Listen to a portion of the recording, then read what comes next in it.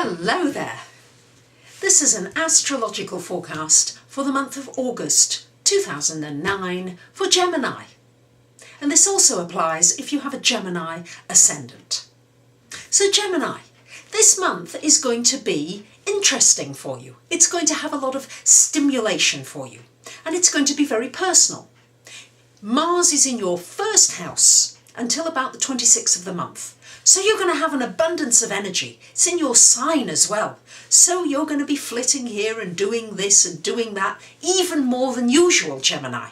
Your mind's going to be on the go, but you're going to be very active.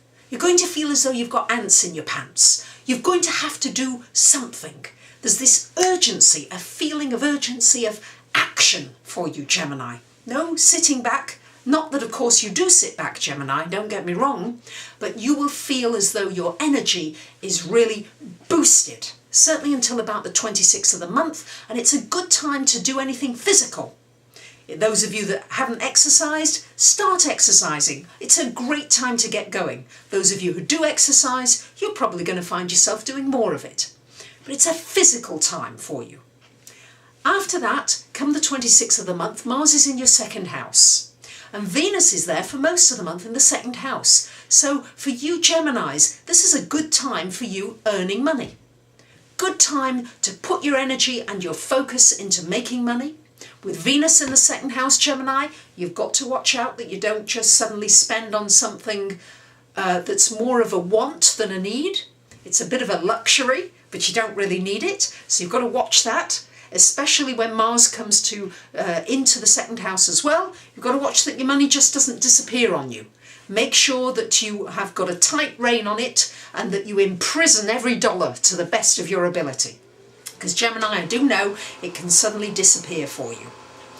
Now, we've got the Sun in your fourth house until about the 23rd of the month.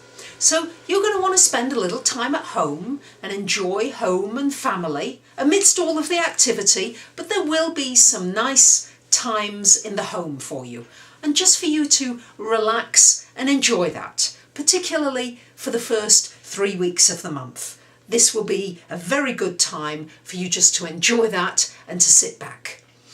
We've got a lot going on in your fourth house as well, so there's going to be home, family. You may find you've got quite a lot of responsibilities going on in your home as well. We've got Saturn in that fourth house, so you may be renovating, you may be upgrading, you may find that your expenses have gone up a lot in your home.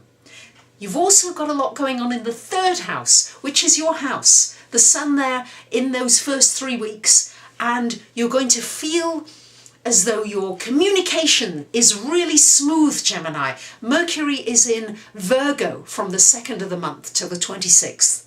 So you're going to feel as though your communication, your understanding is even sharper than it normally is.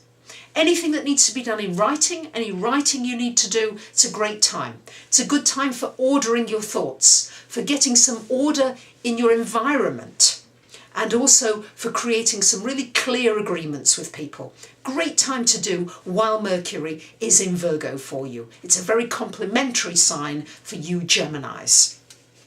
And with Saturn in that fourth house, you may feel as though you may find yourself being responsible for somebody else's finances. You may find yourself laying out on behalf of them, and it may stretch you a little. So I'm just pointing that some of you may experience that.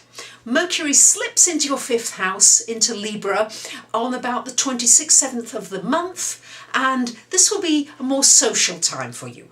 A time when you're going to be socialising and doing fun things with friends. We've got Pluto in Capricorn in your 8th house, so Gemini, those of you who are in debt, Pluto rules debt. This is the time to either consolidate your debts or to try and get rid of them altogether, Gemini. Pluto is an opportunity for you to clear the decks. And if you've got something that's unsustainable, boy, Pluto will come along and get rid of it for you. So best if you take control of it sooner rather than later. Jupiter, Neptune, 9th house. Well, there could be some nice trips for you. A nice trip, something where you're going away and enjoying yourself. If it's not a trip, It's higher learning and you love learning, and it could be something spiritual and taking you into a higher realm or a new interest for you in the spiritual realms.